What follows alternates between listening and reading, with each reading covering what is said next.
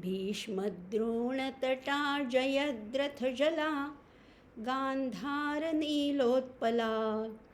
शल्यग्राहवती कृपेण वहनी कर्णेन वेलाकुला अश्वत्थामविकर्णघोरमकरा दुर्योधनावर्तिनी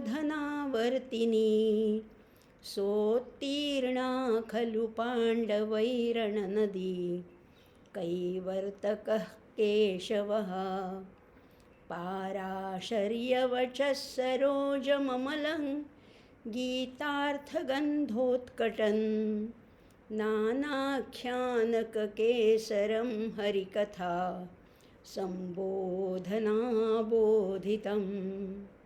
लोके सज्जनषट्पदैरहरः पेपीयमानं मुदा भूयात् भारतपङ्कजं कलिमलं प्रध्वंसि न श्रेयसे मूकं करोति वाचालं पङ्गुल्लङ्घयते गिरिं यत्कृपातमहं वन्दे परमानन्दमाधवं नारायणं नमस्कृत्य नरं चैव नरोत्तमं देवीं सरस्वतीं व्यासं ततो जयमुदीरयेत्. ओम श्री परमात्मने नमः. नमस्कार श्रोते हो. माधवी रघुवीर या यूट्यूब चॅनलमध्ये आपणा सर्वांचं अतिशय मनापासून सानंद स्वागत करत आहे. धर्मक्षेत्रे कुरुक्षेत्रे या उपक्रमाच्या माध्यमातून आपण दर सोमवारी भेटतो आहे रात्री 8 वाजता आणि त्या भेटीतून आपण भगवद्गीतेतल्या प्रत्येक अध्यायातल्या प्रत्येक श्लोकातल्या प्रत्येक शब्दावर काही विचारांचं देवाणघेवाण करतो आहे, विचार विनिमय करतो आहे, विचार मंथन करतो आहे आणि त्यातून जे काही प्राप्त होईल ते आपण सगळ्यांना वाटून घेतो आहे आणि त्यातून आपलं व्यक्तिमत्व अधिक संपन्न करण्याचा प्रयत्न करतो आहे. गीतेमध्ये तत्त्वज्ञान आहे, व्यवस्थापन आहे, व्याकरण आहे, वाङ्मयीन सौंदर्य आहे. अशा अनेक पैलूंनी त्याचा अभ्यास करत करत आपण पुढे चाललो आहे आणि आत्ता सुरू आहे 18व्या अध्यायातले आपले जवळजवळ 14 श्लोक झालेले आहेत. 18व्या अध्यायाला सुरुवात तर केली, कलशाध्याय आहे सगळ्यात महत्त्वाचा, म्हणजे सगळ्या आत्तापर्यंत सांगितलेल्या सगळ्या उपदेशाचं सार ह्या अध्यायामध्ये आलेलं आहे. त्यामुळे केवळ ह्या अध्यायाचा अभ्यास केला तरी भागेल, तरीसुद्धा चालू शकेल असा हा अतिशय महत्त्वाचा अध्याय आहे आणि आपल्याच काही विस्मृतीत गेलेल्या सिद्धांतांना परत उजाळा देण्याचं हे काम या 18व्या अध्यायाच्या माध्यमातून आपण करतो आहे. आणि या 18व्या अध्यायामध्ये अर्जुनाचे अजून प्रश्न संपले नाही आहेत. अर्जुनाने अगदी शेवटी विचारलं होतं की संन्यास म्हणजे काय आणि त्याग म्हणजे काय आणि नेमका याच्यात फरक काय आहे, याच्यात अंतर काय आहे. आणि भगवंतांनी समाजातल्या 4 घटकांची मतं सांगितली होती. मनीषी काय म्हणतात, कवी काय म्हणतात, पंडित काय म्हणतात आणि इतर लोक काय म्हणतात हे सांगून स्वतःचं निश्चित असं मत भगवंत सांगतायत आणि तेच आपण जाणून घेतो आहे. आणि त्याच्यातून भगवंतांनी स्पष्ट उत्तरं दिली नाही आहेत, पण वेगमध्ये संदिग्धपणाने असं सांगितलेलं आहे. त्याच्यातनं आपण शोधून काढायचे ते उत्तर की नेमका संन्यास म्हणजे काय आणि त्याग म्हणजे काय. हे सांगत असताना भगवंतांनी एक तर निश्चितच सांगितलं आहे की जे सांख्ययोगापासून भगवंत आपल्याला सांगत आहेत की त्याग कशाचा करायचा आहे, तर त्याग करायचा आहे तो कर्मफळाच्या इच्छेचा त्याग करायचा. कर्माचा त्याग करायचा नाही, कर्माच्या फळाचा त्याग करायचा नाही, पण त्याच्यातमध्ये इच्छा ठेवू नकोस. मा फलेषु कदाचन असं भगवंतांनी अगदी दुसऱ्या अध्यायातल्या 47व्या श्लोकातच सांगून ठेवलं होतं. आणि तेच आता पुन्हा त्याचा पुनरुच्चार करतात आणि म्हणतात की त्या फक्त कर्माच्या फळाच्या कामनेचा तू त्याग कर. आणि हे सांगत असताना भगवंतांनी इतकी आपल्याला सुंदर उदाहरणं दिलेली आहेत आणि त्याच्यातून आपल्याला व्यवहारातसुद्धा अशा काही व्यक्ती असं सापडू शकतो आणि त्यामुळेच आपण ह्याचा व्यावहारिक, सामाजिक, आध्यात्मिक पातळीवरनं अभ्यास करतो आहे. म्हणजे बघा हां, व्यवहारात म्हणा, अध्यात्मात म्हणा, परमार्थात म्हणा, 3 प्रकारचे लोक असतात. म्हणजे त्याचे 3 भाग पाडलेले आहेत, 3 वर्ग केलेले आहेत. त्याला एक अधिकारी असं एक असं एक त्याला नाव दिलेलं आहे. अधिकारी कसे असतात? आता या मोक्षमार्ग हा सगळा जो आपण आता गीतेत अभ्यास करतो आहे ना, हे सगळं आहे ते मोक्षशास्त्र आहे, सायन्स ऑफ लिबरेशन आहे. कशापासून लिबरेट व्हायचं आहे आपल्याला? कशापासून मुक्त व्हायचं आहे? तर अज्ञानापासून मुक्त व्हायचं आहे आणि ज्ञानाच्या दिशेने वाटचाल करायची. ही वाटचाल करता करता त्याच्यामध्ये लीन होऊन जायचे, त्याच्यामध्ये तद्रूप होऊन जायचे. देव पहायासी गेलो देव होऊन या ठेलो, अशी अवस्था आपली व्हावी अशी आपली सर्वांचीच इच्छा आहे. अशा मोक्षापर्यंत, अशा मुक्तीच्या मार्गापर्यंत पोचायचे. पण सगळ्यांचंच अधिकार सारखा नसतो. काही असतात ते मंद अधिकारी आहेत, काही आहेत ते मध्यम अधिकारी आहेत आणि काही आहेत ते उत्तम अधिकारी आहेत. असे 3 वर्ग समाजामधल्या लोकांचे कल्पिलेले आहेत. असे काही वर्ग पाडलेले नाहीत, असे कल्पिलेले आहेत. मंद आणि त्याही पलीकडे जे बद्ध आहेत ते इकडे वळतच नाहीत. पण जे मुमुक्षु आहेत, ज्यांना ह्या मार्गाची निदान थोडीशी जिज्ञासा आहे, थोडीशी ओळख करून घ्यावीशी वाटते, पण अजून काही ज्ञान नाही आहे, त्यांना इथे मंद अधिकारी म्हटलेलं आहे. त्याच्यापेक्षा जे वरचे आहेत, जे साधक आहेत, जे मार्गाला लागले, काही उपासना, काही त्याच्यामध्ये साधना करत आहेत, असे जे आहेत ते मध्यम आहेत आणि त्यांना मध्यम अधिकारी असं म्हटलेलं आहे. आणि जे पोचलेले सिद्ध पुरुष आहेत ते उत्तम अधिकारी आहेत.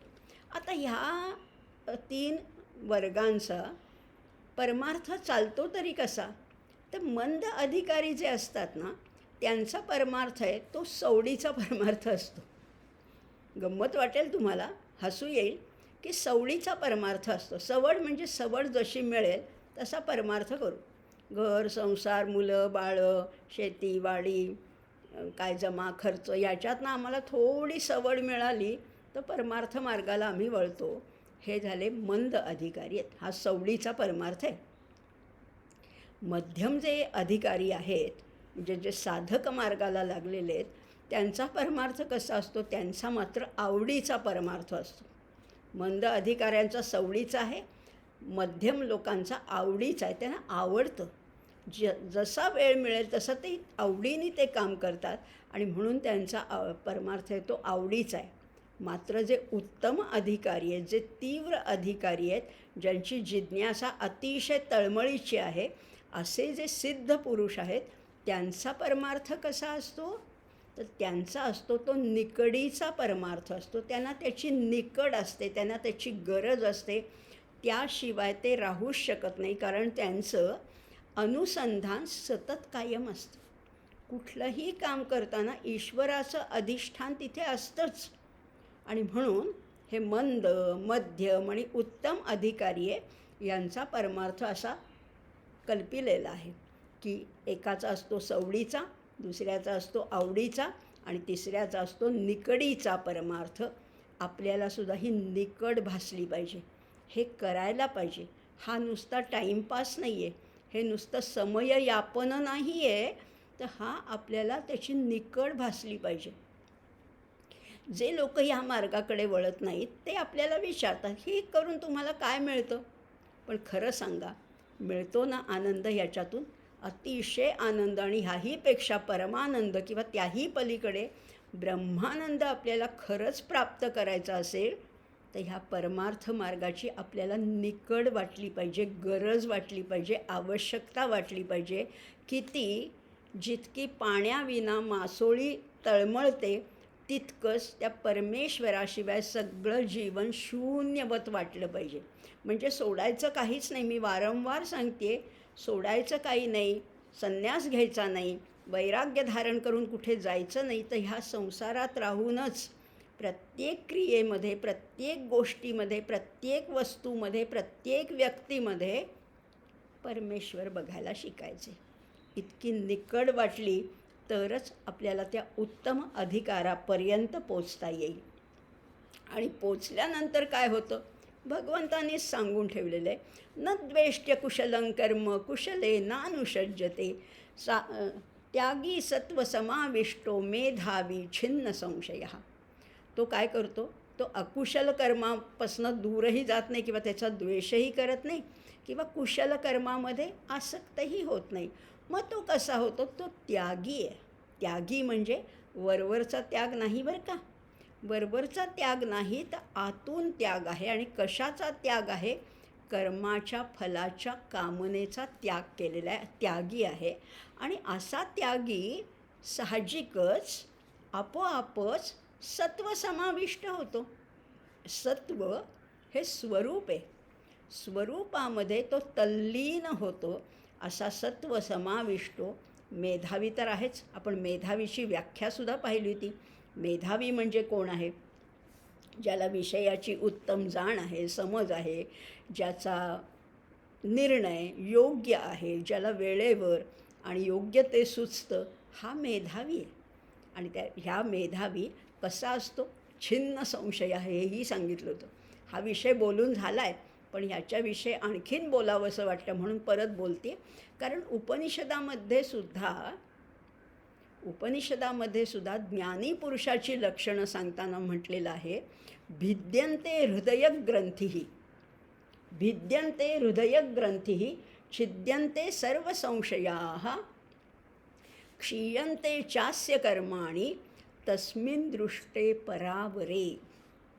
तस्मिन् दृष्टे, कुणाला, परावरे, त्या परमेश्वराला, त्या पराला पाहिल्यानंतर, त्याची भेट झाल्यानंतर काय होतं, या हृदयातल्या ग्रंथी आहेत ना, ग्रंथी म्हणजे गाठी आहेत.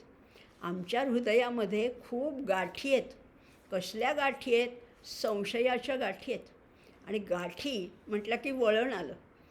आणि जेव्हा साधा सरळ दोरा असतो त्याला गाठ नसते. आमच्या हृदयामध्ये, आमच्या अंतःकरणामध्ये खूप संशय आहेत, संशयाच्या गाठी आहेत. आणि म्हणून बंधनापासून उकलल्या गाठी, असं एका गीतामध्ये म्हटलेलं आहे. या गाठी उकलायच्या असतील तर त्याचंच दर्शन व्हायला पाहिजे. भिद्यन्ते हृदयग्रंथी. आणि मग काय होतं, छिद्यन्ते सर्व संशयाः, सगळी कोडी उकलायला लागतात, कुठला संशयच उरत नाहीत. आणि मग आणखीन पुढची अवस्था सांगितले, क्षीयन्ते चास्य कर्माणि, त्याची सगळी कर्म किंवा त्याला कर्मबंधनाचा लेप लागत नाही, सगळी कर्म संपूनच जातात, कर्माचा निराश होतो किंवा कर्माचं अकर्म होतं. केव्हा, तस्मिन् दृष्टे परावरे, त्याची भेट झाली की हे सगळं संपून जातं, असंही त्याच्यात म्हटलेलं आहे. हे पाहिलं होतं आपण, पण परत परत बोलल्याशिवाय त्याचं भागत नाही किंवा ते पुन्हा पुन्हा आपल्या मनावर ठसावं याच्यासाठी आपण वारंवार त्याच्याबद्दल बोलतो आहे. हे सगळं करत असताना आता कर्म संपून जातात म्हणजे काय, आणि कर्माच्या सिद्धीची कारणं तरी कुठली आहेत हेही आपण पाहिलं होतं. पंचैतानि महाबाहो कारणानि निबोध मे, सांख्ये कृतांते प्रोक्तानि सिद्धये सर्व कर्मणां. कोणती 5 कारणं आहेत हेही बघितलं होतं आपण.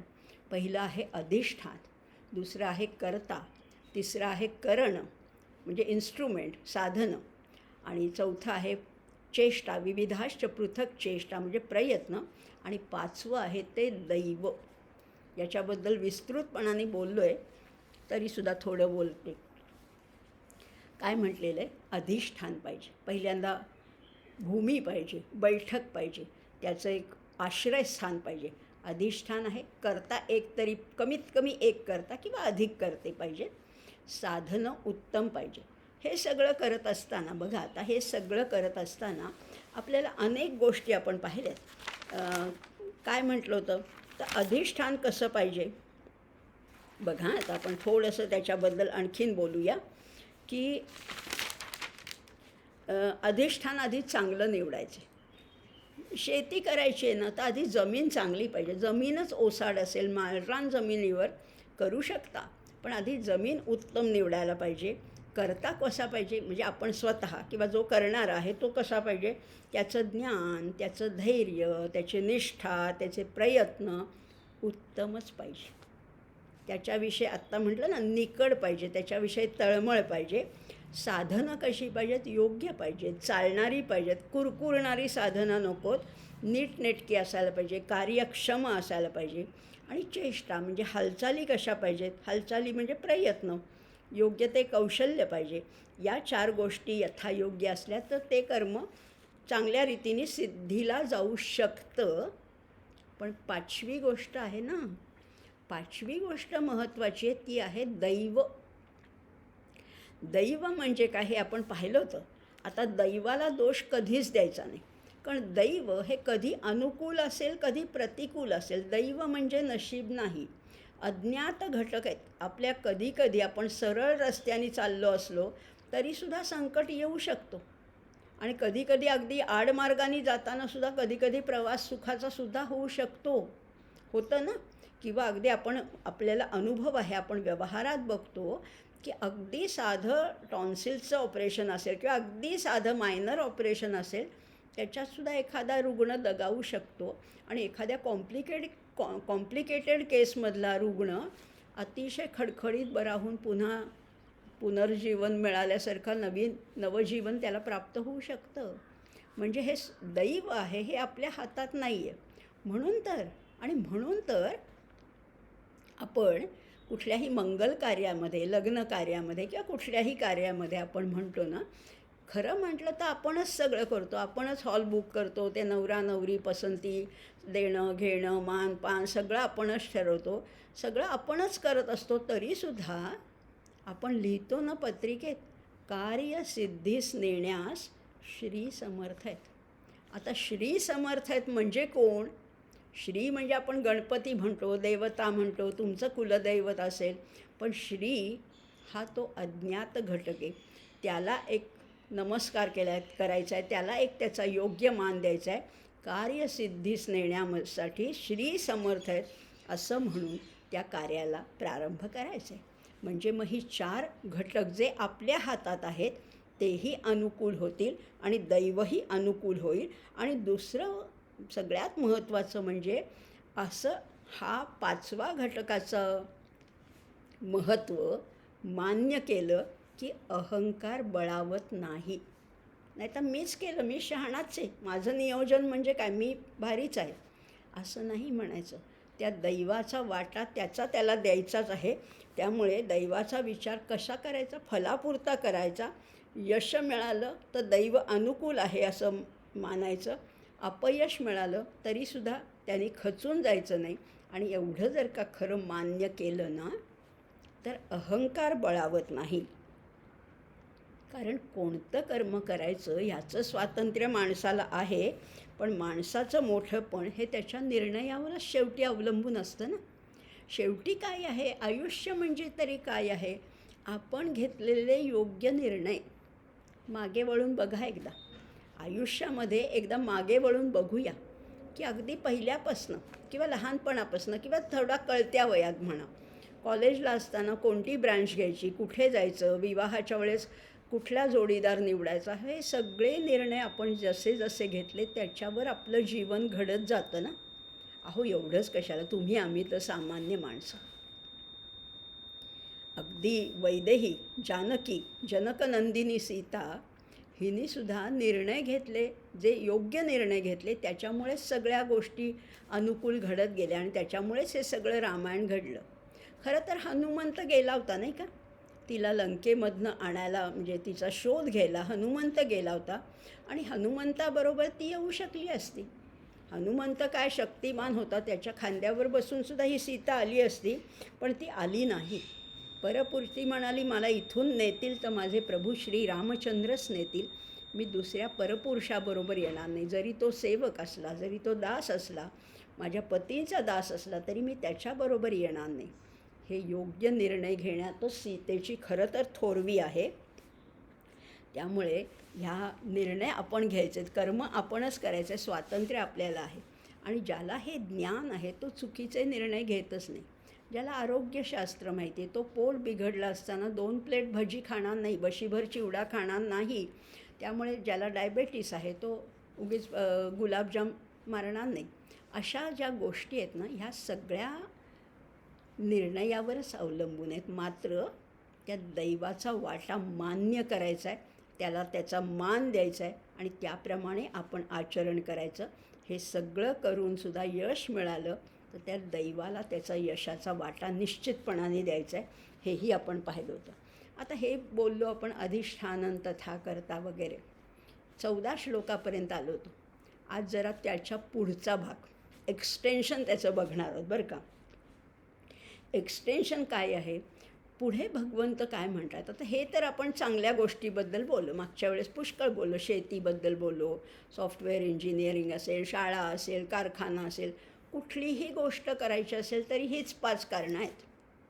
मला कमेंटमध्ये कोणीतरी म्हटलं की आमच्यासारख्या सामान्यांना हे अतिशय पटण्यासारखं आहे, आमच्यासारख्या सामान्यांच्या बाबतीत हे अगदी योग्य आहे. असं नाही आहे बरं का, असं अजिबात नाही. तुम्ही सामान्य असा किंवा असामान्य असा, तुम्ही अगदी झोपडीत राहणारे असा का महालात राहणारे असा, तुम्ही अगदी साधे कारकून असा किंवा अगदी देशाचे पंतप्रधान असा, हीच 5 कारणं आहेत. हीच 5 कारणं आहेत.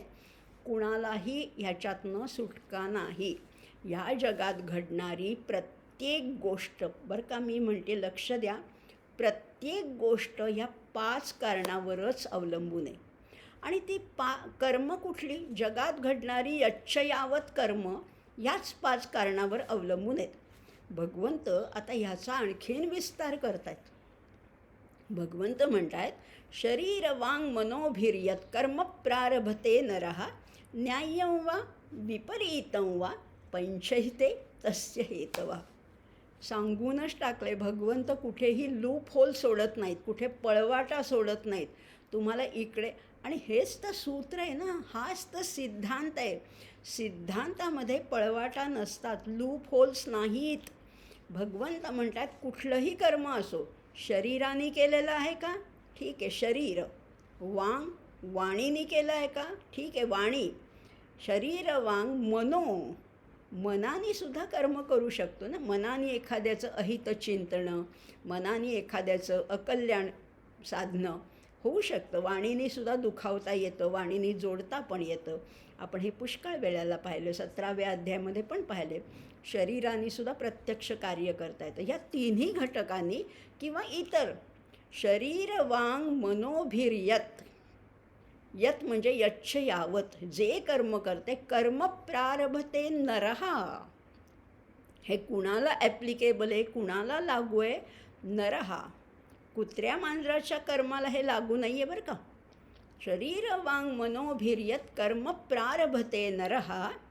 आणि कुठल्या कर्माला, विहित किंवा अविहित, न्याय्य किंवा विपरीत, कुठलंही कर्म असो, पंचहिते तस्य हे, त्याला ही 5च कारणं कारणीभूत आहेत. बघा आता, न्याय्यं वा विपरीतं वा, याच्यावर आपण जास्त भर देणार आहोत. म्हणजे एखादं काम चांगलं, अगदी उत्तम काम केलं तरी हीच 5 कारणं. आणि एखादं चुकीचं अविहित कर्म, विहितमविहितं वा सर्वमे तत्क्षमस्व जय जय करुणाब्धे श्री महादेव शंभो. म्हणतो ना, विहित किंवा अविहित, न्याय्य किंवा विपरीत. आपण सगळे सन्मार्गाने जाणार आहोत, त्यामुळे आपण न्याय्य काम करतो, लिगली गोष्टी करतो. पण इल्लिगली गोष्टी करणारे जगात आहेत ना पुष्कळ लोक. पुष्कळ लोक इल्लिगल गोष्टी करतात, त्याला विपरीत म्हटलेलं आहे. आता जशी आपण चांगली उदाहरणं पाहिली ना, तशी थोडी वाईटही बघूया. कारण आपण जरी वाईट मार्गाने जाणार नसलो तरी जग हे सगळ्या मिश्र लोकांनी भरलेलं आहे. ह्याच्यामध्ये चोर आहे, त्याच्यामध्ये दरोडेखोर आहे, स्मगलर आहेत, आतंकवादी आहेत, असे परत पुष्कळ लोक आहेत. मग त्यालासुद्धा हेच 5 कारणं आहेत असं म्हणत आहेत भगवंत. हो ना, असंच म्हणत आहेत.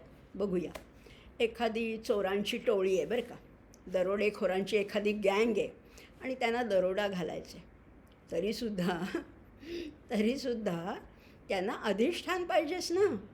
दरोडा घालायचा आहे, चोरी करायची आहे, डाका घालायचा आहे, तर एखादं बँक म्हणा, एखादा बंगला म्हणा, एखादी संस्था म्हणा लुटायची असेल तर ती आधी हेरावी लागते. म्हणजे त्यांनाही अधिष्ठान पाहिजे, करता तर पाहिजेच. तो चोर कुशल पाहिजे, एक्सपर्ट चोर पाहिजे, पटाईत पाहिजे. त्यामुळे अधिष्ठान पाहिजे, करता पाहिजे. करणं त्याच्यासाठी जी साधनं लागतात ते घर फोडण्यासाठी, काय कटावणी असेल, काय जे दार उघडण्यासाठी, कुलूप फोडण्यासाठी जी साधनं लागतात तीही पाहिजेतच ना. म्हणजे अधिष्ठान पाहिजे, कर्ता पाहिजे, करणं पाहिजे, पृथक चेष्टा म्हणजे हालचाली, प्रयत्न तसे पाहिजेत. सगळं योग्य रीतीने जमायला पाहिजे. आणि तरीसुद्धा ह्या कर्मातसुद्धा दैव आहेच. हे एवढे सगळे प्रयत्न करून, एवढी सगळी काळजी घेऊन त्या चोराने अतिशय कुशलतेने कुलूप फोडलं, आतमध्ये प्रवेश केला किंवा ते सगळे पैसे, त्या तिजोरी फोडून सगळं घेतलं, तरी अचानक काही होऊ शकतं. कुत्री भुंकू शकतात, घरातल्या लोकांना जाग येऊ शकते, बँकेत असेल तर तो अलार्म वाजू शकतो, बर्गलर वाजू शकतो, काहीतरी होऊ शकतं. आणि सगळं त्यांनी केलं की एक कराये पर पाणी फेर जात आहे, होतं ना. म्हणजे सगळ्या गोष्टीवर पुन्हा पाणी बोळा फिरला जातो. हे दैवच आहे ना शेवटी. आणि कधीकधी ती चोरी यशस्वीसुद्धा होते. म्हणजे इथेही दैव आहेच. ते कधी अनुकूल असेल, कधी प्रतिकूल असेल. आणि म्हणून भगवंतानी हेही सांगून ठेवले आपल्याला, न्याय्यं वा विपरीतं वा. न्याय्य असो, लीगल असो किंवा इल्लीगल असो, विहिता असो किंवा अविहिता असो, प्रत्येक कर्मासाठी हीच 5 कारणं कारणीभूत आहेत असं भगवंतानी सांगून ठेवले. आता काय बोलणार ह्याच्या पुढे? आता ह्याच्यातनं एक कर्म सांगा की ज्याला ही 5 कारणं कारणीभूत नाही आहेत. असं आहे का? असं शक्यच नाही आहे. त्यामुळे खरंच आहे की एवढं मात्र लक्षात ठेवायचं की काही गोष्टी दैवावर आपलं नियंत्रण नाही. अननोन फॅक्टर आपण काही मॅनेज करू शकत नाही. त्यामुळे यथाशक्ती, यथामती त्या प्रयत्नाची कास धरायला पाहिजे. 20% वाटा त्याचा आहे हे लक्षात घेतलं पाहिजे. त्यामुळे आणि मग काय होईल? सिद्ध्यसिद्ध्यो समो भूत्वा. सिद्धी मिळो किंवा असिद्धी मिळो, त्याचं फारसं काही वाटणार नाही. आता नुकताच आपण सावरकर सिनेमा सगळ्यांनी पाहिला असेल, स्वातंत्र्यवीर सावरकर. स्वातंत्र्यवीर सावरकर हे स्वतः किती प्रयत्नपूर्वक त्या बोटीतून त्यांनी समुद्र म्हणजे त्या लाटांशी सामना करत ते पोहत किनाऱ्यावर आले. म्हणजे त्यांचे अधिष्ठान होतं, त्यांचे प्रयत्न होते, त्यांचे साधनं होती, सगळं बरोबर होतं, पण दैव अनुकूल नव्हतं ना. मग तिथे त्या फ्रेंच सैनिकांनी त्यांना पकडून पुन्हा त्या इंग्रज सरकारच्या ताब्यात दिलं ना. म्हणजे दैव अनुकूल नव्हतं. आणि तेच दैव शिवाजी महाराजांना अनुकूल होतं. जेव्हा ते त्या पेटाऱ्यातनं, मिठाईच्या पेटाऱ्यातनं आग्र्याहून त्यांनी सुटका करून घेतली स्वतःची, तेव्हा दैव अनुकूल होतं. आणि म्हणून त्या दिवशी ते मिठाईचे पेटारे तपासले गेले नाहीत, म्हणून त्यांची सुटका झाली. म्हणजे दैव कधी अनुकूल असेल, कधी प्रतिकूल असेल, त्याचा आदर करायचा आहे. आणि म्हणून मी नेहमीच म्हणते, काय करायचं मग? Hope for the best but prepare for the worst. वाईटाची तयारी ठेवा, पण चांगल्याची इच्छा करत प्रत्येक कर्म करत जायचे. 80% आपल्या हातात, 20% दैवाच्या हातात. अशी वाटचाल केली तर आपल्याला दैवसुद्धा अनुकूल होऊ शकतं. आणि तेच सांगितलं इथे, पंचैते तस्य हेतवः. किती बोलावं तितकं खरं थोडंच आहे. पुढे भगवंत काय म्हणतात? तत्रैवं सति कर्तारमात्मानं केवलं तु यः पश्यत्य कृतबुद्धित्वान्न स पश्यति दुर्मतिः. तत्र एव, तिथेच. मागच्या श्लोकामध्ये म्हटलं होतं दैवैचैवात्र पंचमम, अत्र म्हटलं होतं. आणि इथे म्हटलं आहे तत्र. अत्र म्हणजे ह्या विषयामध्ये आणि तत्र म्हणजे त्या विषयामध्ये. तत्रैवं सति कर्तारम. आता त्या विषयाचा जर का विचार केला, आता हे आपण आत्ता पाहिलं की नाही की दैवाचा वाटा मान्य करायचा आहे. सगळं काय अनुकूल मिळालं, यश मिळालं तरीसुद्धा त्याचं श्रेय तिकडे द्यायचं आणि स्वतः अलिप्त राहायचं. पण हे काही लोकांना कळत नाही ना. त्या विषयामध्ये काही लोक काय करतात? तत्रैवं सती म्हणजे सती सप्तमी आहे बरं का, इथे आपण मागे बोललो होतो. कर्तारम आत्मानं केवलं तु यः. असं सगळं हे एवढे घटक इतकं ऑब्व्हियस आहे, इतकं स्पष्ट विधान असताना सुद्धा काही म्हणतात आत्मानं केवलंतु यः, त्या आत्म्याला ते कर्ता समजतात. कर्ता आत्मा नाही आहे. आता बघणार आहोत आपण. आणि मग त्याला म्हटलेलं आहे पश्यती अकृतबुद्धित्वान. त्या लोकांना काय म्हटलं आहे? अकृतबुद्धी, ज्यांना नीट विषयाची जाण नाही असे अकृतबुद्धीत आहे. आणि त्यामुळे नस पश्यती, त्याला काही कळत नाही. पश्यती म्हणजे पाहणे आहे, पण इथे तेवढा मर्यादित अर्थ घ्यायचा नाही आहे, इथे जाणणे अर्थ घ्यायचे. नाहीतरी तुम्हाला आठवत असेल, पुष्कळ आपण मागे श्लोक पाहिले होते, यः पश्यती स पश्यती, जो पाहतो तोच पाहतो. तेव्हा तुम्हाला आश्चर्य वाटलं असेल, जो पाहतो तो पाहतो म्हणजे काय? जो ह्या विवेक नजरेने पाहतो, विवेक दृष्टीने पाहतो, त्यालाच खरं कळतं. इथे एक्झॅक्टली त्याच्या उलट म्हटलेलं आहे, न स पश्यती. मग त्याला काही दिसत नाही का? त्याला डोळे नाही आहेत का? अहो तसं नाही आहे, त्याला ज्ञान नाही आहे, त्याला विवेक नाही आहे. न स पश्यती. आणि त्याला आणखीन एक विशेषण जोडले, दुर्मती. कुमती आहे हा, कुमती आहे हा, दुर्मती आहे, त्याला त्याचं ज्ञान होत नाही असंही म्हटलेलं आहे. आता बघूया याचं आणखीन स्पष्टीकरण. हा अर्थ तर वरवरचा झाला, श्लोकाचा अर्थ आपल्याला समजला. आता आणखीन बघूया बरं का. काय म्हटलेलं आहे? सगळी जी कर्म होतात ना, आता आपण पाहिली, पंचैते तस्य हेतवः, 5 हेतू आहेत त्याचे, 5 घटक आहेत कारणीभूत ठरणारे. हे सगळं कुठे घडतंय? कुठे घडतंय? हे प्रकृतीमध्ये घेत आहे. आता थोडं आपण आणखीन खोलात जाणार आहोत बरं का. हे सगळं घडतंय कुठे? प्रकृतीमध्ये घडते, पुरुषामध्ये नाही. मी काल विरजण लावलं. काल दूध होतं, आज त्याचं दही झालं. मी काय केलं? मी काही नाही केलं. काल जे दूध होतं त्याचं आज दही झालं. काल जो रवा होता त्याचे आज लाडू झाले. केले कोणी? मी म्हणते मी केले. अगं हे सगळं कार्य आहे ना, हे प्रकृतीचं कार्य आहे. तू काहीही केलेलं नाही आहेस. पण जो म्हणतो मी केलं, त्याला म्हटलेलं आहे भगवंतांनी मागेच, अहंकार विमूढात्मा कर्ता अहम इति मन्यते. मी करता आहे असं तो म्हणतो. खरं म्हटलं तर हे सगळं आणि प्रकृती कशी आहे? परिवर्तनशील आहे. तू रोखून ठेवण्याचा प्रयत्न केलास तरी प्रकृती बदलणारच आहे. मी 16 वर्षाची होते तेव्हा जशी दिसत होते तशी आता नाही आहे ना. मी रोखून ठेवू शकते का? मी त्याला धरून ठेवू शकते का? नाही. प्रकृती ही बदलणारीच आहे, चेंजिंगच आहे. सगळ्यात अनिवार्य गोष्ट कुठली आहे? तर बदल ही अनिवार्य गोष्ट आहे. प्रकृती बदलतीच आहे. एखादं कार्य घडते, एका ठिकाणी इथे प्लॉट होता, आज तिथे मोठा टॉवर उभा राहिला आहे, हे प्रकृतीचं कार्य आहे. पण ह्याचं सगळं क्रेडिट जो आत्म्याला देतो त्याला इथे अकृतबुद्धी म्हटलेलं आहे, किंवा आणखीन एक विशेषण वापरलं आहे, दुर्मती. थोडं कळलं? थोडंच कळलं. अजून जाऊया पुढे. आत्मा कसा आहे बघा. आता आपण प्रकृतीबद्दल बोला. आता आत्मा, ज्याला आत्म्याला तुम्ही श्रेय देता, क्रेडिट देता, तो आत्मा कसा आहे? न करोती न लिप्यते. तो काही करतही नाही आणि तो लिप्तही होत नाही. मग आत्मा कसा आहे? उपाधिरहित आहे. आत्मा काळा नाही आहे का गोरा नाही आहे. आत्मा स्त्री नाही आहे का पुरुष नाही आहे. आत्मा बाल नाही आहे, तरुण नाही आहे, म्हातारा नाही आहे. आत्मा फक्त आहे, फक्त आहे. तो उपाधिरहित आहे. आणि केवळ तो, त्याला आणखीन एक शब्द वापरला आहे, केवलंतु यः. तो केवल आत्मा आहे, केवल ब्रह्म आहे. केवलचा अर्थ काय आहे? आपण मराठीत केवळ म्हणजे फक्त असं म्हणतो. या वस्तूची किंमत किती आहे? केवळ 80 रुपये. केवळ तो अर्थ नाही आहे इथे.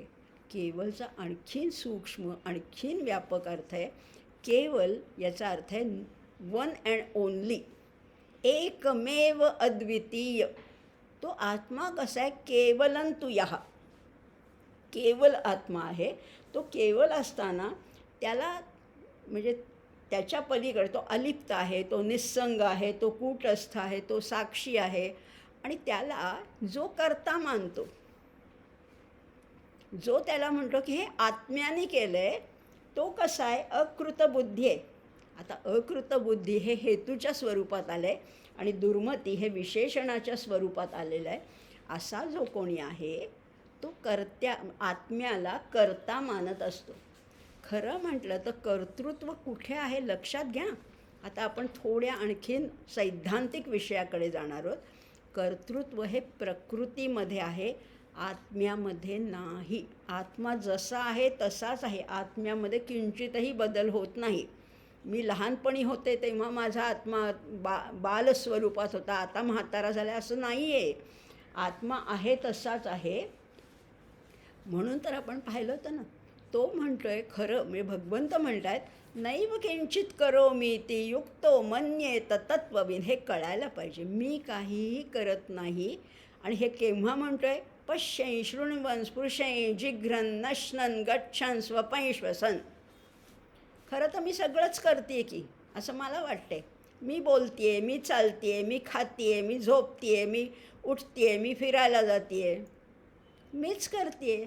अहो नाही, नैव किंचित करोमी इति हे कुणाला समजतं? युक्त मन्येत तत्त्वविद. जो युक्त आहे, जो पोचलेला आहे, जो योगी पुरुष आहे, त्याला बरोबर हे कळतं की मी काहीही करत नाही आहे. ही प्रकृती माझ्याकडनं हे सगळं करवून घेते. गुणागुणेषु वर्तन्त इति मत्वा न सज्जते. हे माझं नाही आहे, लक्षात घेऊया. इथपर्यंत जर का आपल्याला पोचायचं असेल तर खरा जो साधक आहे, खरं ज्याला पोचायचे, खरा मुमुक्ष आहेत, त्यांनी पारमार्थिक क्रियांचा त्याग करायचा नाही आहे. पण लक्षात घ्या, त्याच्यात आपलं कर्तृत्व मानायचं नाही आहे. मी इतक्या माळांचा जप केला, मी इतकी उपासना केली, मी पहाटे उठून ध्यान करते, मी असं करते, मी तसं. हे करायचं आहेच, पण ते तुमचं कर्तृत्व नाही. त्याच्यामध्ये आपलं कर्तृत्व मानायचं नाही आहे. योग्य व्यायामाने शारीरिक सामर्थ्य वाढवा, जरूर फिटनेस वाढवायचाच आहे. शिक्षण आहे, ग्रंथांचं वाचन आहे, सत्संगती आहे, याच्यातनं बुद्धीचं सामर्थ्य वाढवता येतं, त्याच्यातून सत्याच्या अधिकाधिक जवळ जाता येतं, निष्ठा दृढ होते आणि कसं वागावं हे उमगायला सुद्धा लागतं. त्याप्रमाणे आचरण घडायला लागतं. पण सत्य समजलं नाही तर तो अकृतबुद्धी होतो. नुसतेच ग्रंथपाठ केलेत, नुसतंच सगळं मुखोद्गत आहे, नुसत्याच परीक्षा दिल्यात, नुसत्याच पदव्या मिळवल्यात, नुसतीच बक्षिसं मिळवली, पण ज्ञान शून्य, प्रचिती नाही, अनुभूती नाही. त्याला म्हटलेलं आहे अकृतबुद्धी किंवा दुर्मती असं म्हटलेलं आहे. आणि मग अशा वेळेला मग संशयात्मा विनश्यती. श्रद्धा पाहिजे. कशावर श्रद्धा? आत्मा काही करत नाही आणि मी काही करत नाही, हे जे आणि खरंच आहे. आपल्याला जे काही, कुणाला सौंदर्य दिलं आहे, कुणाला बुद्धिमत्ता दिली आहे, कुणाला कला कौशल्य दिलं आहे, कुणाला चापल्य दिलं आहे, प्रत्येकाला काहीतरी दिलं आहे. हे सगळं त्याचं देणं आणि हे प्रकृतीचे सगळे विकारच आहेत, एक प्रकाराने विकारच आहेत. ह्या प्रकृती, त्याच्यात माझं कर्तृत्व शून्य आहे हे जो जाणतो तो सुमती, आणि हे जो जाणत नाही तो दुर्मती असं म्हटलेलं आहे. त्यामुळे इथे सुद्धा बघा ना, ह्या गोष्टीच्या पलीकडे जायचं आहे आपल्याला. आणि पुढे भगवंत काय म्हणतात तेही बघणार आहोत आपण. हा श्लोक मला वाटतं कळला आहे. तत्रैवं सती कर्तारमात्मानं केवलंतु यः. जो या आत्म्याला केवल आत्मा असून त्याच्यावर हा अध्यास करतोय, त्याच्यावर हा आरोप करतोय की तो करता आहे असा आरोप करतोय, त्याला काहीही कळत नाही. आता आपण काय शिकणार ह्याच्यातनं? मी कर्तृत्व माझ्याकडे घ्यायचं नाही, कुठलंच कर्तृत्व नाही. पुढे भगवंत म्हणतात हे घेतो त्याचं काय होतं आणि जो घेत नाही त्याचं काय होतं? यस्य नाहंकृतो भावो बुद्धिर्यस्य न लिप्यते. मग त्याला काय फल प्राप्त होणार आहे? हत्वापि स इमोन लोकान न हंती न निबध्यते. काय गोड सांगितलं आहे. सगळं आता सारच सांगून टाकलं आहे. अर्जुनाला कशाची भीती होती? पहिल्यापासून अर्जुन म्हणतोय की नको नको भयाद्रणादुपरतम मौस्यन्ते त्वां महारथाः, किंवा मला नको किंवा मला हे स्वजनांशी लढायलासुद्धा नको. अर्जुन ह्या सगळ्या युद्धाचं कर्तृत्व स्वतःकडे घेऊ इच्छित होता ना. तिथे आणले आता भगवंतानी त्याला. भगवंत म्हणतायत यस्य न अहंकृतो भावो बुद्धिर्यस्य न लिप्यते. आणि मग त्याला काय प्राप्तो हत्वापि स इमान लोकान. इमान म्हणजे हे जे लोक दिसत आहेत ना, प्रतिपक्षातले जे लोक आहेत ते, त्यांना मारूनसुद्धा तो काय करतो, न हंती, तो मारलाही जात नाही, आणि न निबध्यते, तो बांधलाही जात नाही, किंवा त्याला त्याचं पापही लागत नाही. आता मूळ मुद्दाच सांगितला आहे भगवंतांनी. बघूया आता अहंकृतो भावो म्हणजे काय. अहंकार किंवा अहंभाव हा 2 प्रकारचा असतो बरं का. आता आपण थोडं सैद्धांतिक स्वरूप समजून घेतोय. एक आहे अहंस्फूर्ती आणि एक आहे अहंकृती. अहंस्फूर्ती ही तर स्वाभाविक आहे. आपण जेव्हा सकाळी पहाटे जेव्हा झोपेतून जागे होतो, त्या निद्रेतून जेव्हा जाग येते, तेव्हा मी आहे एवढीच जाणीव असते. मी कोण आहे, मी मोठा आहे का, मी सुंदर आहे का, मी श्रीमंत आहे, ह्याचा संबंध नाही. मी आहे ही स्फूर्ती आहे. हे केवळ स्फुरण आहे आणि ते अगदी नैसर्गिक आहे, अगदी स्वाभाविक आहे. पण जेव्हा त्याच्या अहंकृतीकडे जातो, अहंस्फूर्तीकडनं अहंकृतीकडे जातो, तेव्हा त्याला एक एक उपाधी चिकटतात. मी असा आहे, मी वक्ता आहे, मी अमका आहे, मी श्रीमंत आहे, सगळं त्याला चिकटत जातं. तेव्हा ते अहंकृती होतं. पण जो यस्य न अहंकृतो भावो, ज्याच्याकडे अहंस्फूर्ती आहे पण अहंकृती नाही आहे, आणि ज्याची बुद्धी लिप्त झालेली नाही आहे, अशा ज्याच्या बुद्धीवर अज्ञानाची पुटं चढलेली नाही आहेत, ज्याची बुद्धी लिप्त झालेली नाही आहेत, किंवा मला असं फळ मिळावं असा स्वार्थभावही नाही आहे, त्याच्या हातून समजा हत्या घडली तरी त्याचं पातक त्याला लागत नाही, किंवा ते कर्म त्याला बाधक ठरत नाही. लक्षात घेऊया बरं का. आता आणखीन लक्षात घेऊया. हत्वापि स इमान् लोकान् न हन्ति न निबध्यते. आता बघा, एखाद्या खुनी माणसाने एखाद्याचं खून केला, एखाद्या व्यक्तीचा, त्याच्या शत्रूचा खून केला, त्याला त्याचं पाप लागणार आहे. पण एखाद्या सर्जननी समजा तीच कृती, आता एखाद्याचा जीव घेणं, प्राण घेणं, किंवा एखाद्याचा हात पाय तोडणं, हे जितकं बाधक ठरेल किंवा जितकं त्याचं पाप लागेल, एखाद्या सर्जननी एखादं ऑपरेशन करताना त्या पेशंटला जर एखादा पायसुद्धा ॲम्प्यूट करावा लागला, काढून टाकावा लागला, तर त्या सर्जनला त्याचा दोष लागेल का हो? नाही लागणार. कारण सर्जननी एखादा ॲम्प्यूट अवयव केला तरी त्याचा दोष लागणार नाही. किंवा न्यायाधीश जे कोर्टमध्ये डिसिजन देतात, न्यायाधीशांनी एखाद्याला मृत्यूदंड ठोठावला की त्या न्यायाधीशामुळे त्याचा मृत्यू झाला म्हणून न्यायाधीशाला पाप लागेल का? उलट नाही. उलट समाजामध्ये न्यायाधीश म्हणून त्याला मान्यता आहे. मग आता न्यायाधीशाला, सर्जनला ते पाप लागणार नाही, पण खुनी माणसाला ते पाप लागेल. मग का बरं असं आहे? कारण तिथे चीड नाही आहे, तिथे संताप नाही आहे, तिथे स्वार्थ नाही आहे, त्या व्यक्तीविषयी काही आकस नाही आहे. असं असल्यामुळे अशा वेळेला कधीकधी तो संहार अपरिहार्य ठरतो. कृष्णाने कंसाचा वध केला, रामाने रावणाला मारलं, पाप लागलं का त्यांना? नाही, तिथे स्वार्थ नव्हता हो. कल्याणासाठी, जगाच्या कल्याणासाठी हे केलेलं आहे. आणि म्हणून पण जेव्हा बघा आता मुघल सम्राटांनी, चेंगीज खाननी म्हणा किंवा मुघल सम्राटांनी, त्यांच्याकडे सत्ता लालसा होती, त्यांनी अगदी नरसंहार केलेला आहे. त्यांना त्याचं निश्चित पाप लागले, कारण त्याच्यामध्ये स्वार्थ होता, साम्राज्य विस्ताराची हाव होती, भूक होती. त्यांना पाप लागेल, पण ह्यांना पाप लागणार नाही ज्याच्यामध्ये स्वार्थ नाही, ज्याच्यामध्ये स्वतःचं काही नाही आहे किंवा दुसऱ्याविषयी चीड, संताप, राग असं काहीही नाही आहे.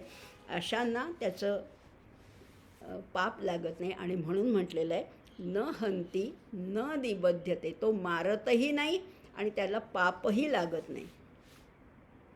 नेहमीच आपण उदाहरण बघतो बरं का. नाट्यगृहामध्ये पटदीप असं एक संज्ञा वापरलेली आहे. आपण सिनेमा बघायला जातो किंवा नाटक बघायला जातो. नाटकाच्या सुरुवातीला असा लाईट लागलेला असतो आणि नाटक सगळं सुरू असतं. मग नाटकामध्ये पात्र येतात जातात, कधी पूर येतो, कधी भूकंप होतो, कधी हा येतो, कधी तो जातो, सगळं चाललेलं असतं. कोणाचा मृत्यू होतो, कुणाचा जन्म होतो, कुणाचं लग्न होतं. तो पटदीप जो असतो तो सगळं बघत असतो. तो तिथे आहे, फक्त तो बघतसुद्धा नाही, तो साक्षी भावाने आहे. पण त्याला त्याचं सुखदुःख काही नाही आहे, तो नुसता आहे. तसंच ज्याची बुद्धी लिप्त झालेली नाही आहे, ज्याच्यामध्ये अहंकृतीचा भाव नाही आहे, तो तटस्थ आहे आणि म्हणून त्याला त्याचं पाप लागत नाही. आता भगवंत पुन्हा अर्जुनाला त्या रणभूमीकडे किंवा त्या युद्धकर्माकडे आणतायत. बघा ना, नाहीतरी नैसर्गिक क्रिया अशाच घडतात.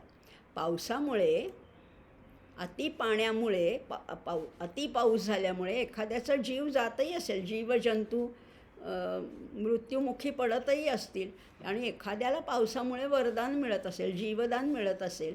म्हणजे पावसाला त्याचा दोष आहे का? पावसाला त्याचा दोष नाही आहे. त्यामुळे असंच इथे सांगितलं, यस्य नाहंकृतो भावो. नाहीतरी काय आहे, बुद्धिर्यस्य न लिप्यते. ज्याची बुद्धी लिप्त होत नाही आहे त्याला हे सगळं करूनसुद्धा त्याला कशाचं पाप लागत नाही, त्याला त्याच्या हातनं ती हत्यासुद्धा होत नाही. आणि मग तेव्हा तो काय म्हणतो, अहम ब्रह्मास्मी. अहम ब्रह्मास्मीचा सुद्धा व्यापक अर्थ आपण बघूया. या सृष्टीमध्ये जे काही आहे ते सगळं ब्रह्मच आहे आणि त्याच्यापैकी मी एक आहे. त्याच्यापैकी मी एक आहे. त्यामुळे मी ब्रह्म आहे म्हणजे मी शहाणा आहे असा अर्थ नाही. जे आहे तसा एक मी घटक आहे. मी या ब्रह्माचं स्वरूप आहे. आणि असा जो मानतो, ज्याची अहंकृती बुद्धी नाही आहे, तो कुणाला मारतही नाही, मरतही नाही, बांधलाही जात नाही, न निबध्यते असं म्हटलेलं आहे.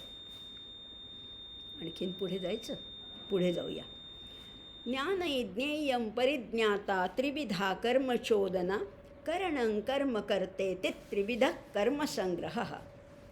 आता बघा, ज्ञान आपण म्हणतोय ना, यस्य नाहंकृतो भावो बुद्धिर्यस्य न लिप्यते. ज्याला अहंकृतीचा भाव नाही आहे आणि ज्याची बुद्धी लिप्त झालेली नाही. पण एक गोष्ट लक्षात घ्यायला पाहिजे की ज्ञान ही प्रोसेस आहे. लक्षात घ्या, ज्ञान ही प्रोसेस आहे. इकडे ज्ञाता आहे आणि इकडे ज्ञेय आहे. मला एखादी गोष्ट जाणून घ्यायची, मला फिजिक्सचं नॉलेज पाहिजे. मी आत्ता इथे आहे आणि हे फिजिक्सचं नॉलेज आहे किंवा कुठलाही विषय असेल, केमिस्ट्री असेल किंवा अगदी पाककला असेल. ज्ञाता आणि ज्ञेय या दोन टोकं आहेत आणि त्याच्यामधली प्रोसेस आहे ती ज्ञान आहे. ज्ञाता, ज्ञेय आणि यांना जोडणारं जे आहे ते ज्ञान आहे. त्या त्रिपुटीला इथे काय म्हटले बघा, ज्ञानै ज्ञेयै परिज्ञाता. एक आहे ज्ञान, एक आहे ज्ञेय आणि एक आहे ज्ञाता. त्याला इथे म्हटलेलं आहे परिज्ञाता. त्रिविधा कर्मचोदना. आणि या तिन्हीमुळे कर्माला प्रेरणा मिळते. 3 गोष्टी आवश्यक आहेत बरं का. त्रिपुटी म्हटलेलं आहे परमार्थाच्या भाषेमध्ये.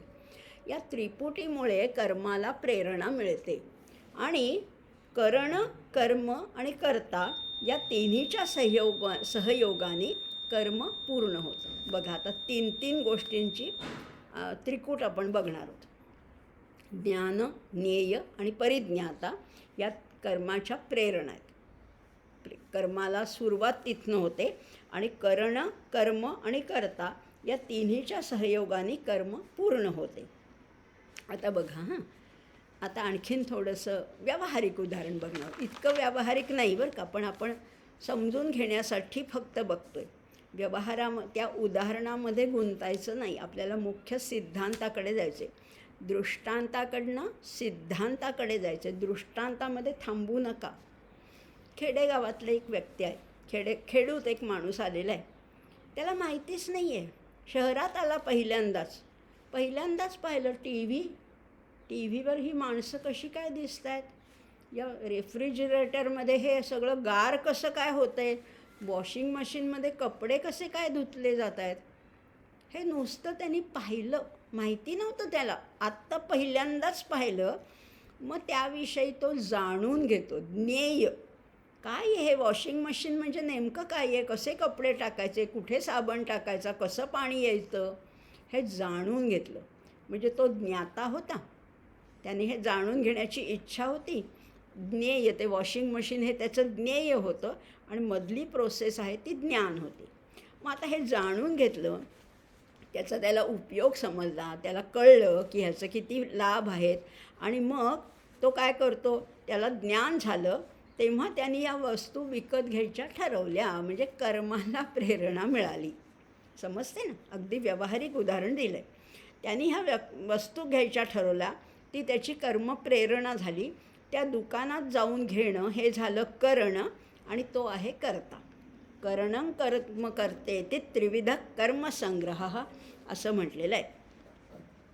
आता ज्ञेयाचं ज्ञान होताच ज्ञात्याच्या ठिकाणी हवं आणि नकोची भावना निर्माण होते. आता आपण आपल्याकडे वळणार आहोत बरं का. हे खेड्यातल्या माणसाचं उदाहरण आपल्याला कळलं की त्याला ज्ञान झालं, त्याचं उपयोगिता कळली, मग त्यांनी त्या वस्तू घेतल्या, म्हणजे कर्माला प्रेरणा मिळाली. इथपर्यंत आपण पाहिलं. पण इथे अडकायचं नाही आहे, आपल्याला त्याच्या पुढे जायचं आहे. ज्ञेयाचं ज्ञान होताच ज्ञात्याच्या ठिकाणी हवं नकोची भावना निर्माण होते, पण ती नेहमी यथार्थ असतेच असं नाही. आणि म्हणूनच कर्माला प्रेरणा मिळूनसुद्धा त्यातून कर्ता, कर्म, करण निर्माण होण्यापूर्वी माणसांनी सावध झालं पाहिजे. हा आपल्यासाठी संदेश आहे बरं का. हा कर्मसंग्रह आहे. कर्मप्रेरणा होणं अगदी साहजिक आहे, अगदी नैसर्गिक आहे. पण कर्मसंग्रह करणं याच्यापूर्वी क्षणभर थांबून विचार करायला हवा. सावध व्हायला पाहिजे.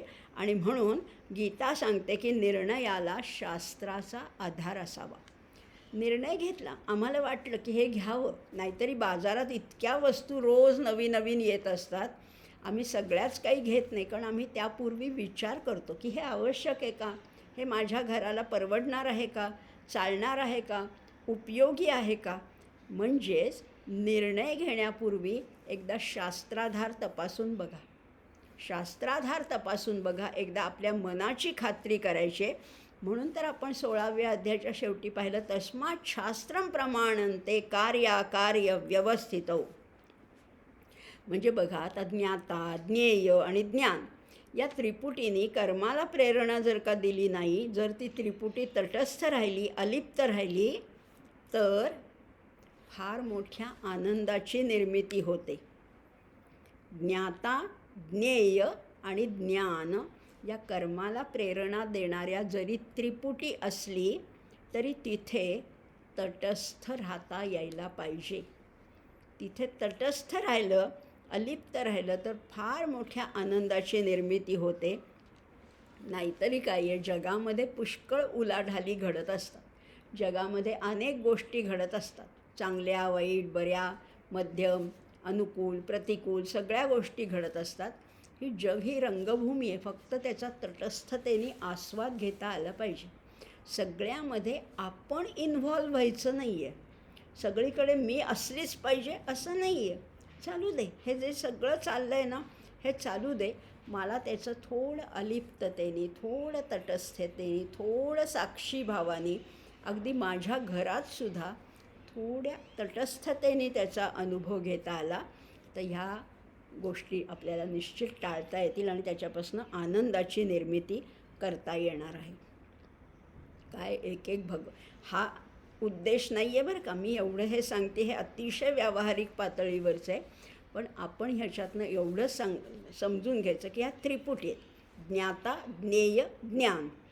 कर्म, करणं आणि कर्ता हे सगळ्या त्रिपुटी आहेत. याच्यातनं मी आत्मा जो आहे तो सगळ्यापासनं वेगळा आहे, तो निर्लेप आहे, तो कूटस्थ आहे, तो साक्षी आहे. असंगोहम असंगोहम असंगोहम पुनः पुनः. त्यामुळे खरंच आहे, ह्या सगळ्यापेक्षा मी वेगळा आहे हे ओळखायचे. पुढे भगवंत काय म्हणतात 19व्या श्लोकात तेही बघूया. ज्ञानं कर्म च कर्ता च त्रिधैव गुणभेदतः. ज्ञान कर्म कर्ता हे काय आहेत? गुणाच्या भेदाने तीन प्रकारचे आहेत. प्रोच्यते गुणसंख्याने यथावत शृणुतान्यपि. बघा आता आणखीन याचा अर्थ बघूया. ज्ञान कर्म आणि कर्ता याच्यामध्ये सत्व रज तम या त्रिगुणामुळे प्रत्येकाचे 3 प्रकार आहेत. ज्ञानाचे 3 प्रकार, कर्माचे 3 प्रकार आणि कर्त्याचे 3 प्रकार. आता आपल्याला तिथपर्यंत जायचं आहे. सुरुवात इथनं केलेली आहे, शेवटपर्यंत पोचायचे. या ज्ञानाचे कर्माचे कर्त्याचे 3 प्रकार पडतात. आता प्रोच्यते गुणसंख्याने. प्रोच्यते म्हणजे असे म्हटलं जातं, असं बोललं जातं. ते तुला आता यथावत शृणुतानि अपि. आता तू ते यथावत शृणू, नुसतं शृणू नाही म्हटलेलं, ऐक म्हटलेलं नाही आहे, यथावत शृणू, लक्ष देऊन ऐक. मागेसुद्धा भगवंत म्हणाले होते ना, निबोध मे पंचैतानि महाबाहो कारणानी निबोध मे. तू जाणून घे. जेव्हा जेव्हा काहीतरी महत्त्वाचं सांगायचं आहे ना, तेव्हा भगवंत एक हिंट देतात, एक क्लू देतात. अर्जुनाला मधनं म्हणतात गुडाकेश. अगदी विश्वरूप दर्शनाच्या वेळेसुद्धा म्हणले होते, जागा राहा बरं का, गुडाकेश आहेस, निद्रेवर तुझं स्वामित्व आहे, लक्ष देऊन पहा. इथे सुद्धा म्हणतायत ऐक, पण नुसते शब्द ऐकू नकोस. आपण सुद्धा कधीकधी एखादं काय सभा चालली आहे, एखादी मीटिंग आहे, शब्द कानावर पडतात पण त्याचा अर्थ कधी समजत नाही. आणि मग आपण म्हणतो की मला कळलंच नाही, मी ब्लँक झालो होतो मध्येच. कान बंद होते का? नाही, शब्द कानावर पडत होते पण आपण ब्लँक होतो. तसं होऊ नकोस. यथावत शृणू तानि अपि. ते सुद्धा तू लक्षपूर्वक ऐक बरं का अर्जुना. त्यामुळे शब्द जरी ऐकू आले तरी त्याच्यातला आशय काय आहे, त्याच्यातला भाव काय आहे, त्याच्यातला अर्थ काय आहे हे नेमकं समजायला पाहिजे. म्हणून शब्द वापरला यथावत. मी नेहमीच म्हणते, गीतेची थोरवी, गीतेचं सौंदर्य ह्याच्यातच आहे. फार सांगितलेलं नाही आहे की इकडे लक्ष दे, यथावत शृणुतान्यपि एवढंच म्हटलेलं आहे. कारण अर्जुन विचक्षण श्रोता आहे, अधिकारी श्रोता असला तरी सावधतेने ऐकणं हे महत्त्वाचं आहे. म्हणून भगवंत म्हणत आहेत, हा वक्ता कसा आहे, अधिकारी आहे. त्यामुळे यांच्यातले भेद आता तू जाणून घे आणि तू कुठे आहेस ते बघ. भगवंत कुठेही आपल्याला सांगत नाही की हे योग्य आहे आणि हे अयोग्य आहे, तू असा वाग आणि तू तसा वाग, असं कुठेही म्हणत नाहीत. आपल्यापुढे फक्त फॅक्ट ठेवतात. आपल्यापुढे जसं चित्र आहे तसं ठेवत आहेत, तुम्ही सिलेक्ट करा. निर्णय आपण घ्यायचा आहे. अर्जुनाने जसा योग्य निर्णय घेतला, अर्जुन जसा सजग श्रोता होता, सावध श्रोता होता, दक्ष श्रोता होता, आपल्यालाही नुसतंच एका कानाने ऐकलं आणि दुसऱ्या कानाने सोडून दिलं असं नाही करायचं. याच्यामध्ये मी कुठे बसतोय, मला कुठपर्यंत जायचं आहे, योग्य व्यक्तिमत्व कसं घडवता येईल, ह्याच विचार या गीतेच्या माध्यमातून आपल्याला करायचा आहे. कारण प्रकृती कशी आहे, ही त्रिगुणात्मक आहे. प्रकृतीमध्ये 3 प्रकारचे आहेतच आणि त्याची परमिटेशन्स आणि कॉम्बिनेशन्स केवढी झाली आहेत. या अब्जावधी माणसामध्ये फक्त 3च प्रकार नाही आहेत. सत्व रज तम जरी असले तरी त्याची कॉम्बिनेशन्स आहेत. एक सख्खी भावंड तरी कुठे सारखी असतात, नसतातच. त्यामुळे त्रिगुणांचं सहकार्य जे आहे ते अपरिहार्य आहे असं सांख्यांचं प्रतिपादन आहे.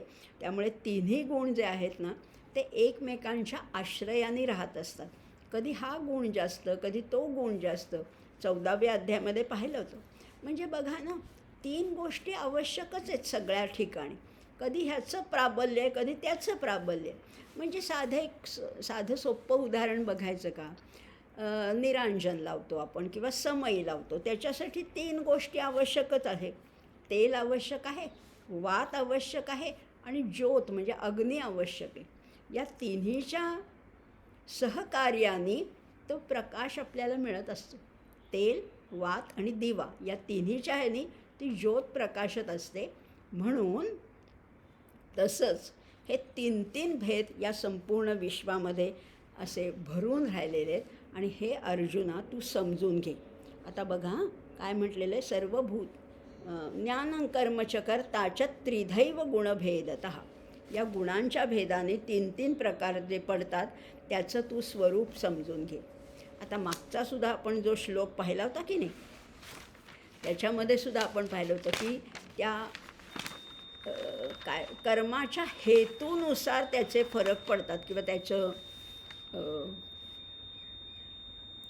पुण्य किंवा पाप त्याच्यावरनं ठरत असतं. जसं आपण पाहिलं की सर्जननी एखादा पाय एखाद्या माणसाचा पेशंटचा कापला तर तो त्या सर्जनला बाधक ठरत नाही, पण एखाद्या खुनी माणसाने, एखाद्या गुन्हेगाराने, एखाद्या अपराध्याने दुसऱ्याचा एखादा पाय तोडणं हे त्याला पाप किंवा त्याला शिक्षा होते, कारण त्याच्यामध्ये त्याचा स्वार्थ आहे, त्याला काहीतरी लुबाडायचे. याच्याबद्दल एक थोडंसं आठवलं म्हणून फक्त सांगते की याच्यामध्ये सुद्धा म्हटलेलं आहे, अगदी योग वासिष्ठामध्ये सुद्धा वसिष्ठ मुनी रामाला म्हणतात की सगळ्या गोष्टी ज्या आहेत ना, सगळ्या गोष्टी बरं का, आपण जगामध्ये अनेक गोष्टी करत असतो, पण सगळ्याच गोष्टींना एकाच पारड्यात एकाच तागडीत तोलता येत नाही. प्रत्येक कर्म त्याच्या मागच्या हेतूवर ठरत असतं. योग वासिष्ठामध्ये काय सांगितलं ते थोडंसं बोलते आणि ह्या श्लोकाकडे परत येणार होतो. वसिष्ठ ऋषी रामाला म्हणतात, मनःकृतं कृतं राम, मनःकृतं कृतं राम, न शरीरं कृतं कृतं. मनाने केलेलं जे कार्य आहे तेच खरं कार्य, शरीराने केलेल्या कार्याशी त्याचा संबंध नाही. मनःकृतं कृतं राम, न शरीरं कृतं कृतं. आणि त्याला एक उदाहरण दिले. पहिल्यांदा सिद्धांत मांडलाय आणि नंतर त्याला उदाहरण दिले. येना लिंगिता कांता तेनैव आलिंगिता सुता. फार सुंदर उदाहरण दिलं. वसिष्ठ मुनी योग वासिष्ठामध्ये फार सुंदर सांगितलं, ज्या पुरुषांनी आपल्या स्त्रीला, आपल्या पत्नीला आलिंगन दिलं तो भाव वेगळा होता. पत्नीला आलिंगन देताना त्याचा भाव वेगळा होता, पण तेच त्याची मुलगी जेव्हा सासरी जाते किंवा मुलगी जेव्हा भेटायला येते, त्या मुलीला ज्या प्रेमाने, ज्या वात्सल्याने तो मिठीत घेतो, त्या दोन्ही मिठीमध्ये साम्य आहे का? भेद आहे त्याच्यामध्ये. पत्नीला आलिंगन देताना त्याच्यामध्ये कामभावना आहे, पण मुलीला आलिंगन देताना त्याच्यामध्ये वात्सल्य भाव आहे.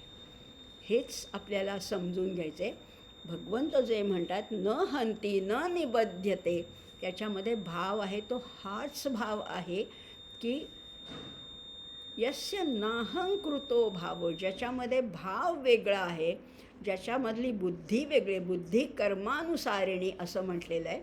त्यामुळे अशी ज्याची बुद्धी आहे, असा ज्याचा भाव आहे, त्यांनी सगळं करूनसुद्धा त्याला त्याचं पाप लागत नाही. न हंती न निबध्यते. तर हाच संदेश अर्जुनाला दिलेला आहे. कशासाठी? तुला पाप लागणार नाही. अर्जुनाला सारखी भीती होती, ती पापाची भीती होती की नको नरके नियतं वासो भवती इत्यनुशश्रुम. मला नको ते पाप, नको मला ते नरकातला वास, नको मला त्याच्यापासून मुक्त व्हायचे. त्याच्यासाठी भगवंत एवढं सगळं अर्जुनाला सांगतायत की ज्याचा भाव अहंकृतीचा नाही आहे, ज्याची बुद्धी लिप्त झालेली नाही आहे, त्यांनी काहीही केलं, हत्वापि स इमा अपि हत्वा अपि, एवढ्या सगळ्यांना मारूनसुद्धा न हंती, तो कुणालाही मारत नाही आणि कुठे बद्धही होत नाही, असं भगवंतांना सांगायचे. आणि हे सांगताना आता भगवंत आपल्याला हा शेवटचा श्लोक परत सांगते, कारण त्याच्यापासून आपल्याला तर पुढे सगळ्याचे 3 प्रकार बघायचे. सगळ्याचे 3 प्रकार. आपण आता 17व्या अध्यायामध्ये अन्नाचे 3 प्रकार पाहिले, दानाचे 3 प्रकार पाहिले, यज्ञाचे पाहिले, तपाचे 3 प्रकार पाहिले, असे अनेक पाहिले. पण आता ह्या 18वा अध्याय हा सगळ्याचं कन्क्लुडिंग आहे ना, सगळ्याचं कन्क्लुजन ह्याच्यात येणार आहे, सगळ्याचं सार येणार आहे. मग ह्याच्यात ज्ञान आहे, कर्म आहे, कर्ता आहे, सुख आहे, अशा अनेक गोष्टींचे 3 प्रकार आपण पुढे बघणार आहोत. आणि त्याच्यामध्ये आपल्याला कुठल्या मार्गाने जायचे, आपलं व्यक्तिमत्व आपल्याला कसं घडवायचे, मोक्षमार्गाने जाण्यासाठी काहीतरी 2-4 पावलं अडखळत का होईना आपण टाकणार आहोत. आणि त्याच्यासाठी ही गीता कशी मार्गदर्शक ठरणार आहे हाच विचार आपण करणार आहोत. पण तो आपण पुढच्या भागामध्ये करूया. आज मात्र इथेच थांबूया. आता रामाचं नवरात्र चालू आहे. चैत्र वर्षप्रतिपदेपासून पुढे रामनवमीपर्यंत हे रामाचं नवरात्र आहे. रामलल्लाचं मंदिर झालेलं आहे अयोध्येमध्ये, तिथे प्रतिष्ठापना झालेली आहे. त्या जय श्रीराम आपण म्हणूया. त्या श्रीरामालाच प्रार्थना करूया की आम्हालाही बुद्धी, सद्बुद्धी दे आणि या आमच्या देशामध्ये एकूणच सगळी पुन्हा रामराज्य येऊ दे, अशीच त्याला प्रार्थना करूया. हे आजचे झालेले किती 4-5 श्लोक जे आहेत तेवढे म्हणते आणि प्रार्थना म्हणूया. शरीरवाङ् मनोभिर्यत् कर्म प्रारभते नरः न्याय्यं वा विपरीतं वा पैंचैते तस्य हेतवः तत्रैवं सति कर्तारमात्मानं केवलं तु यः पश्यत्यकृतबुद्धित्वान् न स पश्यति दुर्मतिः यस्य नाहङ्कृतो भावो बुद्धिर्यस्य न लिप्यते हत्वापि स इमान् लोकान् न हन्ति न निबध्यते ज्ञानैज्ञेयं परिज्ञाता त्रिविधा कर्मचोदना करणं कर्म कर्तेति त्रिविधः कर्मसङ्ग्रहः ज्ञानं कर्म च कर्ता च त्रिधैव गुणभेदतः प्रोच्यते गुणसंख्याने यथावत् शृणुतान्यपि. असे 5 श्लोक म्हणजे 19 श्लोकपर्यंत झालेत आपले. पुढच्या वेळेला पुढचे काही श्लोक बघूया. आत्ता मात्र प्रार्थना म्हणूया. ओम शांताकारं भुजगशयनं पद्मनाभं सुरेशं विश्वाधारं गगनसदृशं मेघवर्णं शुभांगं लक्ष्मीकान्तं कमलनयनै योगिभिर्ध्यानगम्यं वन्दे विष्णुं भवभयहरं सर्वलोकैकनाथं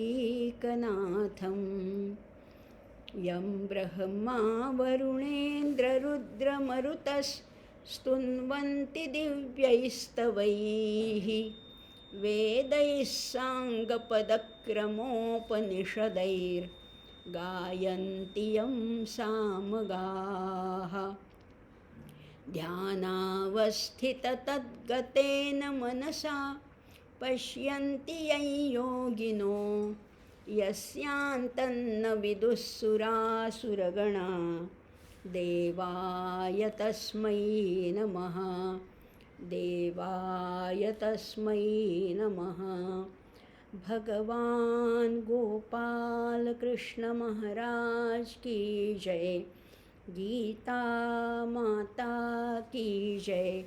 ज्ञानेश्वर महाराज की जय. जय जय रघुवीर समर्थ.